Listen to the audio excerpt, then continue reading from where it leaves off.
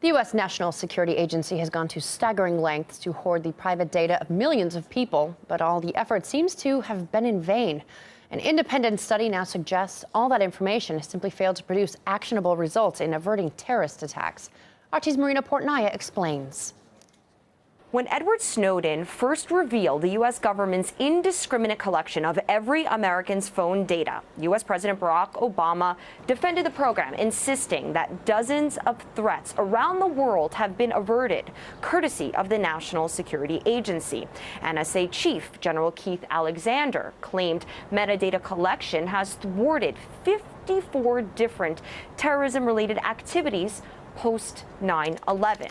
Now, unfortunately for the White House, a new study shows that the numbers they're using, well, they've been slightly inflated because an analysis of 225 terrorism-related cases in the U.S. since the September 11th attack has found that the NSA's program has provided evidence for only one case. Now, the study by the national-based nonprofit New American Foundation has concluded the bulk collection of data by the NSA has had no discernible impact on preventing acts of terrorism. Researchers found that in the majority of post-9/11 terrorism-related cases, tips or evidence actually came from traditional law enforcement and investigative methods. Now, these findings come as President Obama is preparing to address the nation Friday, outlining his proposals to change intelligence operations and oversight. Geopolitical analyst Eric Draitser doesn't expect the president's promises to equate into significant action.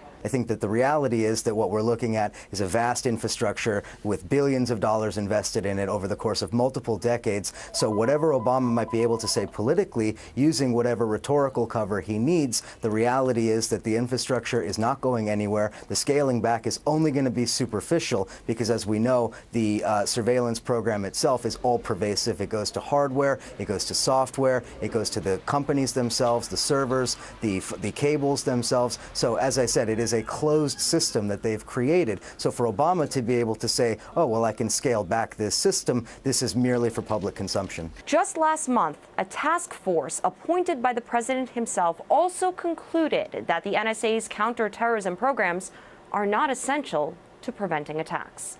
Reporting from New York, Marina Portnaya, RT.